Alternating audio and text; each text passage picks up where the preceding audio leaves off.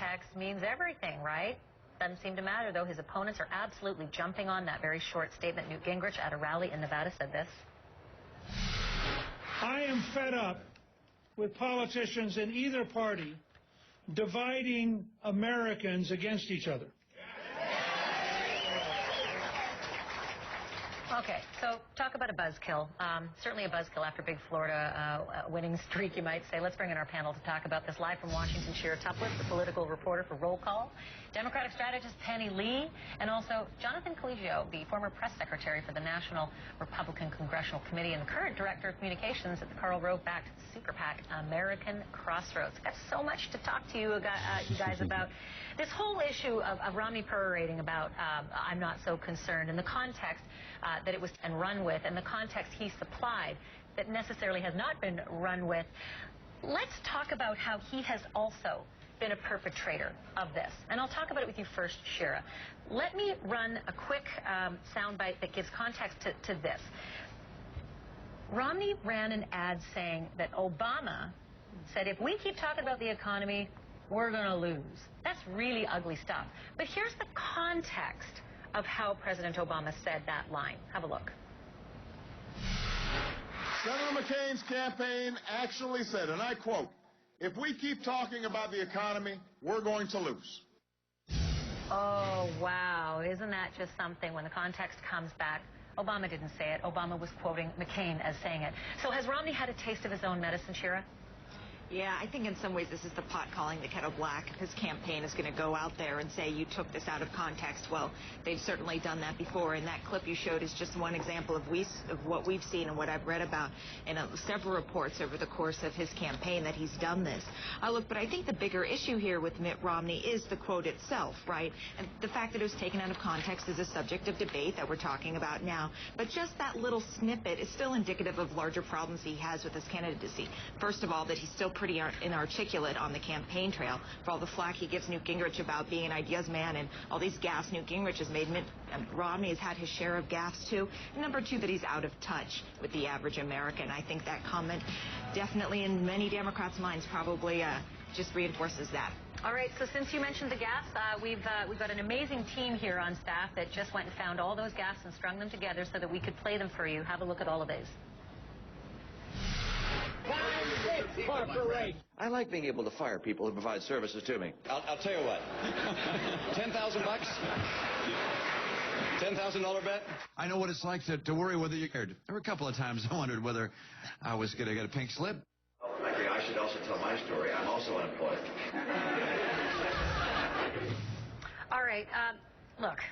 The guy has made a couple of gaffes. We all make them. Heck, I make them every day on this show when we're live and we're at pace. But here's the deal. Is his message being lost to ultra-conservatives who really might appreciate a lot of this? He might actually be able to get a lot of those conservatives on board if his message wasn't lost at the other headlines bashing him for it. And I'll throw that to you, Penny Lee.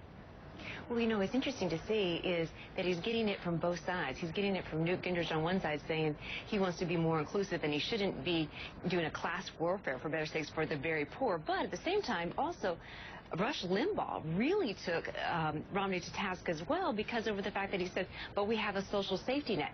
This is the social safety nets are the bane of many conservatives. They think that is just government spending, wasteful government spending on many sides. So he's actually getting it from both sides on this one comment. In context or out of context, this comment is really haunting him. But again, back to the other comments, that this again kind of reinforces a narrative that is out there, or a perception that people have that he just can't connect, or better yet, we can't connect to him.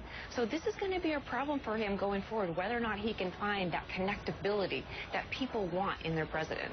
All right, so Jonathan Collegio, I want you to weigh in on something. Since you're affiliated with, American Crossroads, I've been looking at the numbers. That super PAC, that's essentially, it's not going to be a super PAC that spends any money right now on any of the four candidates who are out there in the Republican nomination, but it's focused on the general election and going after Obama. And in that effort, in 2011, y'all were able to bring in $51 million. And if you look at the comparative numbers for Obama's super PAC called Priorities USA, holy moly, you trounced them. They only got $4.2 million.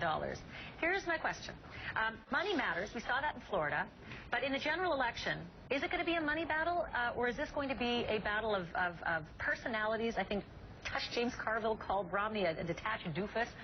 There's all sorts of epithets and invectives that are thrown out there. Is it going to be about the money battle?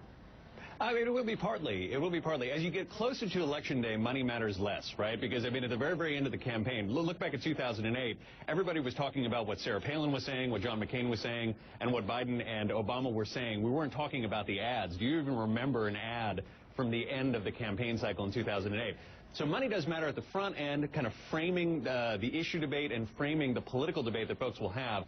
Ultimately, what an outside group can't control is a candidate's message, is the ability of a candidate, like you're saying, to connect with voters.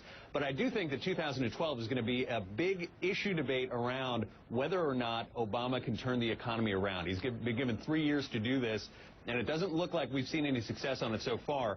The more that Romney can, or Newt, or whoever ends up being the Republican nominee, can make this a referendum on Obama instead of about themselves, the Republican candidate will have a better chance of winning. Maybe Karl Rove should run for president, because if he can do for the economy what he's done for the fundraising across the Woo! A high growth rate, yes. Yeah. Hey.